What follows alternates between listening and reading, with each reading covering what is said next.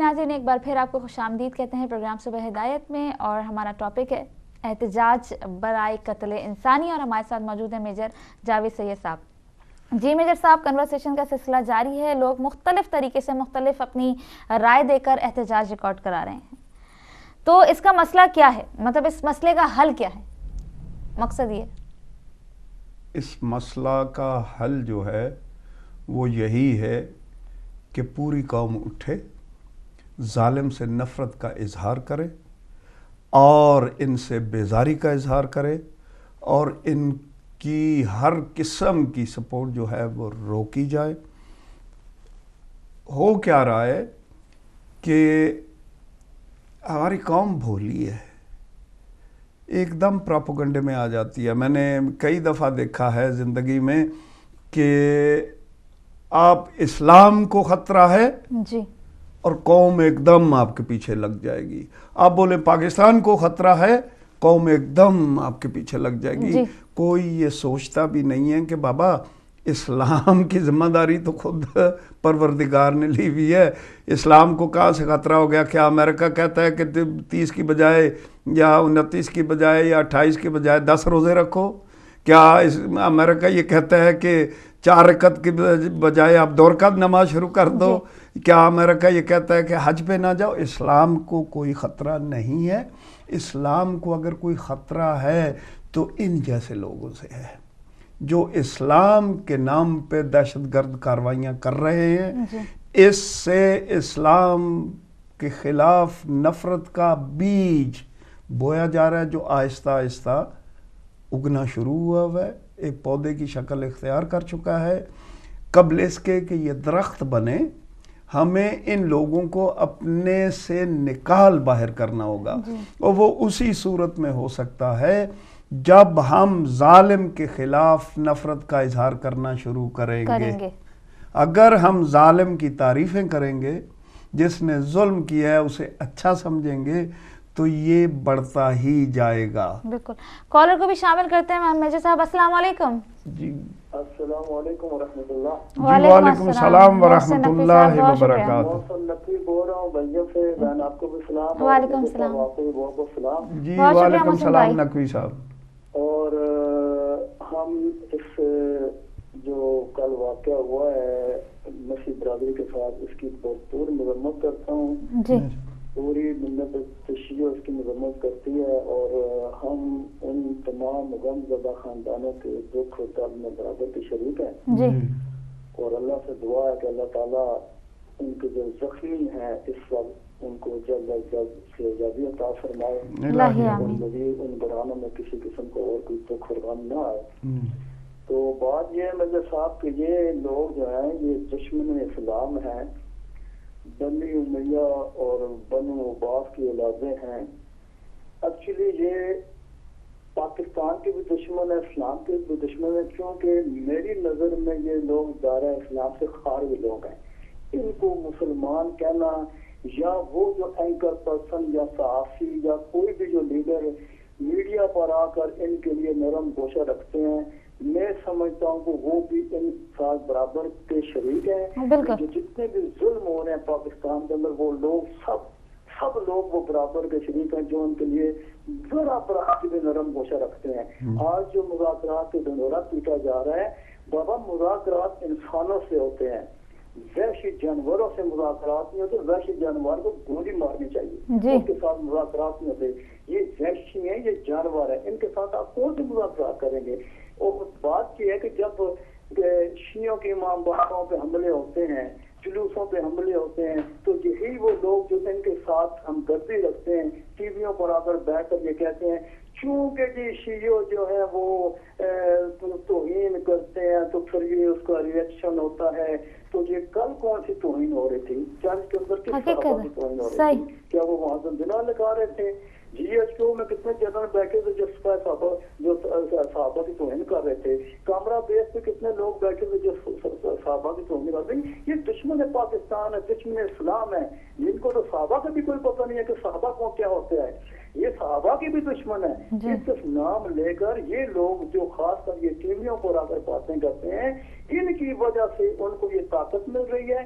میں تو اپنا ابھی جو بیان میں دینا چاہ رہا ہوں میجر صاحب وہ یہ ہے کہ میں یہ سمجھتا ہوں کہ ان کو مارنے کی بجائے پہلے ان کو گولی مارنی چاہیے. یہ جو ٹی وی پر آ کر ان سے ختم درجی کرتے ہیں, یہ لوگ کہتے ہیں جی کہ سازش ہو رہی ہے, وہ سازش تم خود سازشی ہو.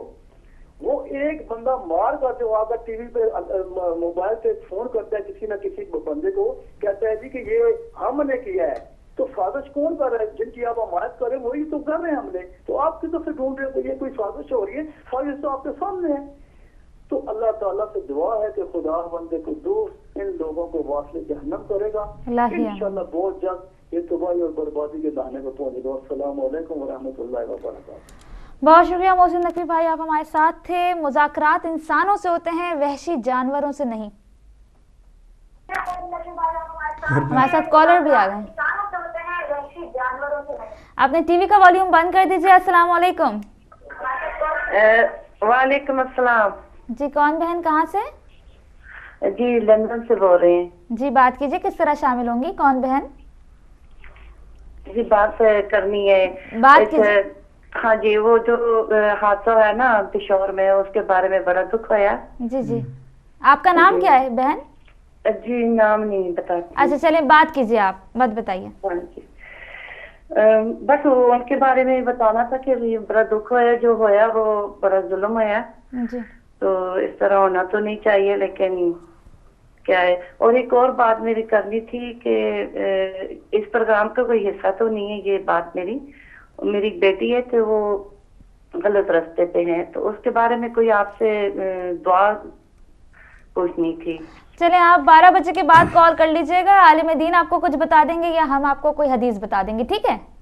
جی شکریہ. جزاک اللہ, بہت شکریہ کال کرنے کا. بالکل انہوں نے بھی اپنا احتجاج ریکارڈ کیا. اگلے کالر کو بھی شامل کرتے ہیں. السلام علیکم. السلام علیکم. ہیلو جی, السلام علیکم. آپ سب کو بہت بہت سلام. میں یہ کہنا چاہتی ہوں کہ لگتا ایسا ہے آپ جاوید صاحب بڑے جہاں دیدہ قابل انسان بیٹھے ہیں, اس بات کرنے کو دل چاہتا ہے کہ کچھ حل نکالیں گے. یہ کہ فوج آپ دیکھیے کہ بیکار ہو چکی, بیکار اس لیے کہہ رہی ہے میں کچھ نہیں کرے گی فوج. فوج یہ ہوتی ہے کہ ہمارے ملک کو کوئی حملہ کرے اور ہمارے لوگوں کو بچائے, لیکن ملک کے اندر لوگ آ کے مار رہے ہیں اور وہ فوج نہیں بچا سکتی ان کو. قانون بیکار ہو چکا, کیونکہ قانون پکڑ کے مجرموں کو سزا نہیں دے رہا ہے. منہ سے سب کہہ رہے ہیں, صرف کہہ رہے ہیں, کر کچھ نہیں رہے. اسی طرح سے لوگ مظلوم ہو گئے. اب جب یہ سب چیزیں بیکار ہو چکی ہیں تو لوگ کو کرنا کیا چاہیے؟ لوگ تو بہت مظلوم ہیں. اور یہ بھی آپ غور کر لیں میری بات, جہاں سن رہے لوگ دیکھیے کہ آدھا پاکستان جو ہے وہ سکون میں ہے, وہاں کچھ نہیں ہو رہا ہے. آدھا پاکستان بالکل سکون میں ہے. اس کا مطلب یہ نہیں کوئی پاکستان کو مار رہا ہے, بلکہ اس کا مطلب یہ ہے کہ اندر ہی ہے کوئی جو ان لوگوں کا دشمن ہے, تو ان کو مار کے ختم کر رہا ہے. ان کا مطلب یہ ہے کہ جو چاہے وہ عیسائی ہو چاہے وہ کوئی ہو, اردو اسپیکنگ والے جو پاکستان انڈیا سے ہجرت کر کے آئے ہیں, وہ کسی مذہب کے ہوں, ان کو مارو, ان کو مار کے ختم کرو. چاہے وہ بلوچستان میں رہتے ہوں, چاہے وہ کراچی میں رہتے ہوں, چاہے وہ کہیں اور رہتے ہوں. میں اس بات کو بہت زبردست نوٹ کر رہی ہوں, اور ان کو ختم کر دو. تو لگ یہ رہا ہے کہ آہستہ آہستہ یہ سب ملے ہوئے ہیں اور سب بک چکے ہیں. قانون بھی بک چکا ہے, فوج بھی بک چکی ہے, یہ سب بک چکے ہیں درندوں کے ہاتھوں جو درندے چڑھا رہے ہیں. اور کچھ کہنا چاہیں گے آپ؟ تو کراچی میں تو چند لوگ رہ جائیں گے اور جگہ بھی چند لوگ رہ جائیں گے, تو سمجھ ہو جائے گا جس طرح مارتے مارتے. اور یہ آپریشن ہو رہا تھا, کیا ہوا آپریشن کراچی میں؟ ابھی برابر مارے جا رہے ہیں لوگوں کو, اور مارتے مارتے ختم کر رہے ہیں وہ. لیکن آدھا پاکستان جو ہے وہ بالکل سکون میں ہے, وہاں لوگ ٹھیک ہے. تو یہ بات سب کو غور کرنا چاہیے اس بات کو کہ یہ ہو کیا رہا ہے. کوئی پاکستان کا دشمن نہیں ہے, اندر گھستے ہی ہیں جو لوگوں کے دشمن ہیں, تو ان کو مار کے ختم کر رہے ہیں. تو یہ سب لوگ اس بات پہ غور کریں, اس کا حل نکالیں کہ کیا حل ہے یہ, اور پاکستان کو سکون میں لانے کی کوشش کریں. سعودی کے پیچھے جو ہے, سعودی تو ظاہر ہے یزیدی ہے, میں غور سے کہتی ہوں یزیدی ہے سعودی, تو جنہوں نے امام حسین کو مارا, جنہوں نے وہ ابو جہل کے قوم چلی آ رہی تھی. تو ابو جہل کے قوم مسلمان نہ تھی, کیونکہ وہ دل میں تو مسلمان تھی نہیں. تو اس لیے وسلم کے زمانے سے دشمن چلے آ رہے ہیں مسلمانوں کے, سچے مسلمانوں کے دشمن ہے وہ مسلمان ہے ہی نہیں, ان کو کوئی کہہ نہیں سکتا ہے مسلمان ہے.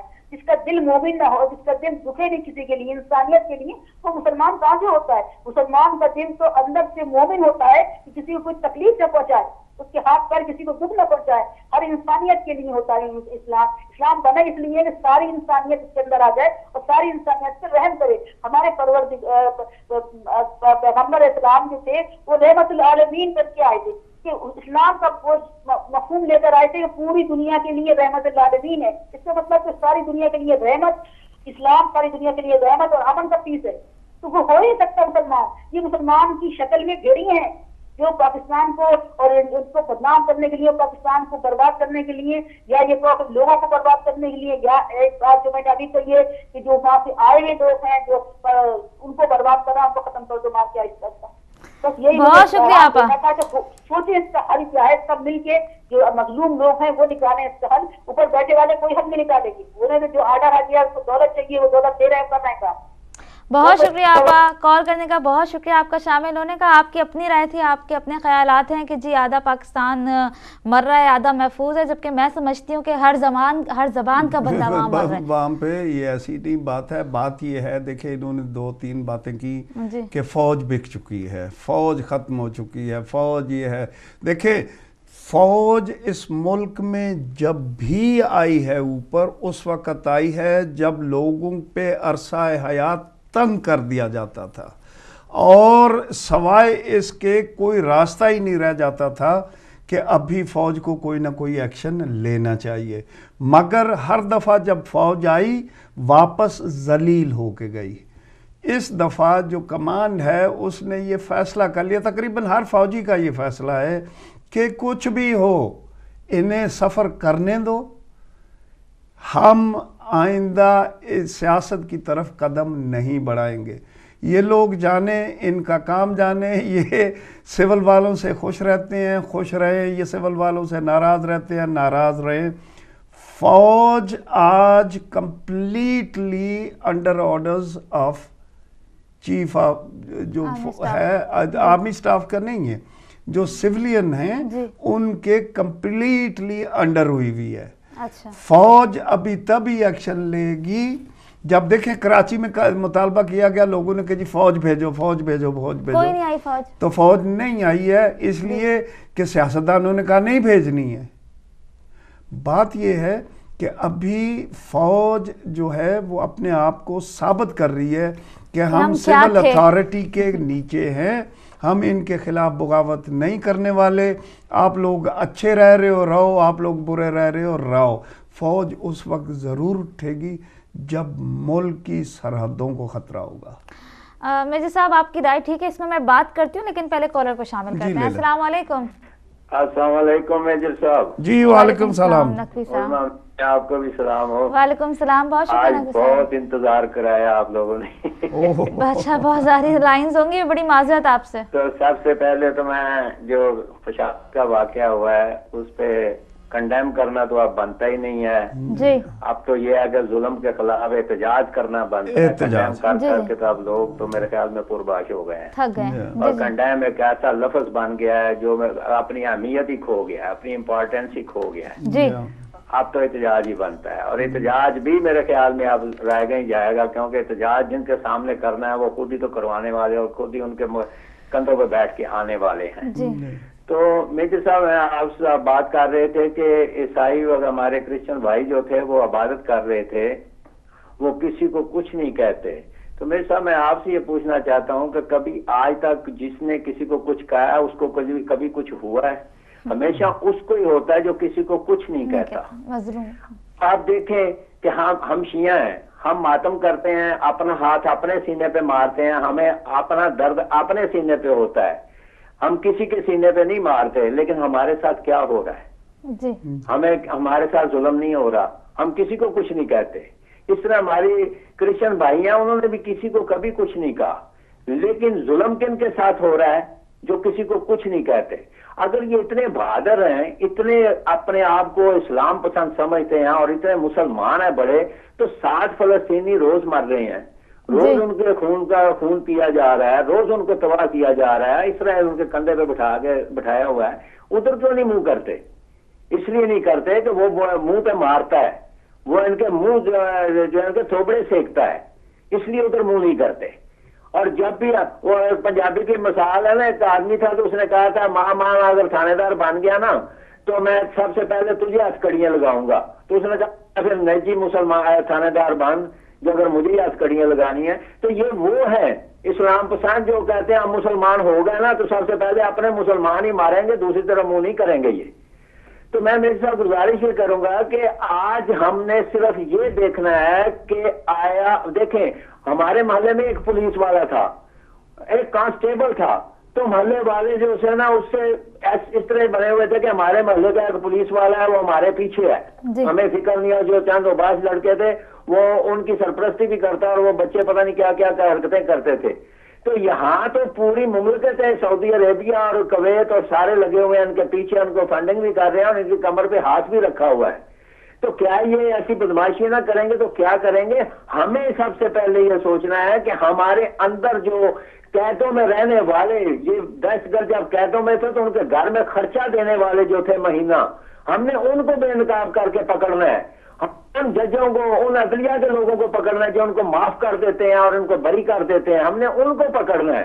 اور جب ان سب کو پکڑو گے تو پھر آپ کو پتا چل جائے گا کہ پاکستان کو تباہ کرنے والے کون کون لوگ تھے اور پاکستان بچانے والے کون لوگ تھے. افسوس یہ کہ ہم کنائے, اشاروں کنائے سے گزر جاتے ہیں, کھل کے بات نہیں کرتے, اور جب بات نہیں کرتے قوم جو ہے وہ دھوکے میں رہ جاتی ہے, عوام دھوکے میں رہ جاتے ہیں اور یہ اپنا فائدہ اٹھاتے جا رہے ہیں.